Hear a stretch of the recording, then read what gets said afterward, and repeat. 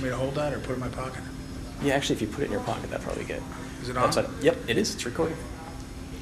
So I'm here today with Ed Martin of Conservative Heartland, yep. And I just wanted to talk to him a little bit about what Conservative Heartland is. Tell me where you plan on going that. Well, we're a nonprofit organization. We started about 6 months ago, and our goal is really education about conservative principles particularly in practice, in public life, whether it's government or elected office or candidates or whatever. So who do you think of as your target audience? Well, we talk about conservatives, and by that we don't mean one party or other. Certainly, I think there may be more Republicans who consider themselves conservatives, but generally our target audience is the Midwest and South Central states. We really are thinking about. So your focus is regional, then? Regional, yeah. I mean, in some ways, we're modeled a little bit on, or the seed for this is CPAC.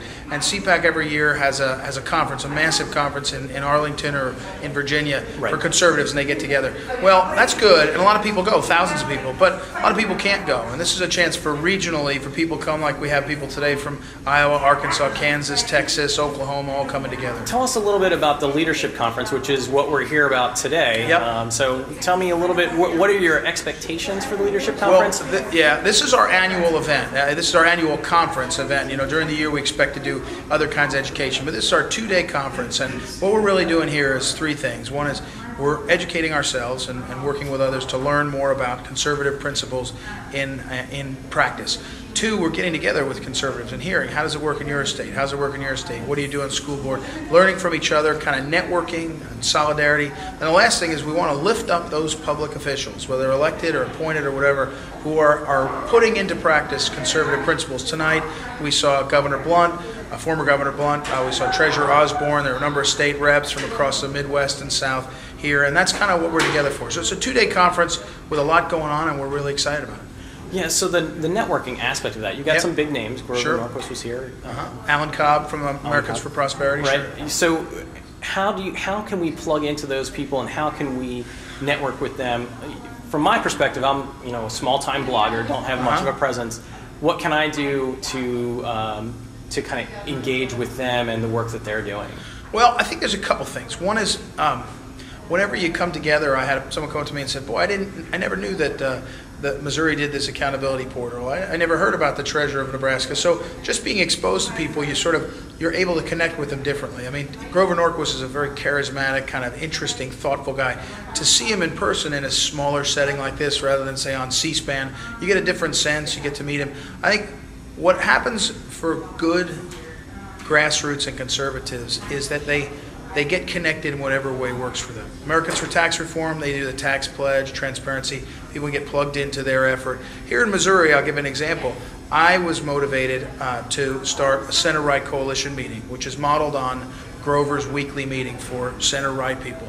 Well, we do that once a month in mid-Missouri, get a lot of people together. That's a way that I tapped into. Is that like a town hall format? The format is it's an annual meeting of people who are interested in issues that would be described as center-right. Some of them are pro-lifers, some of them are pro-Second Amendment, some of them are pro-property rights, some of them are businesses. Center-right means that most of the country is center-right, and those issues that are important to them put them sort of into a place where they look at government as sort of most effective when it's center-right. And that meeting is a chance to get together, same sort of thing, networking, understanding each other, communicating with each other, and finding common ground, not trying to get consensus. It's not take a vote, what do you think of card check? No, it's somebody's there working on card check, hear about it. Somebody's there working on Second Amendment. So it's kind of building relationships across the individual. So the purpose, or one purpose of the meeting, is to introduce people to the other people that they might be able to work with further down the road. Well, 3 things. Now we're talking about the center-right meeting, which is not this gathering. The center-right meeting, I look at it as 3 things.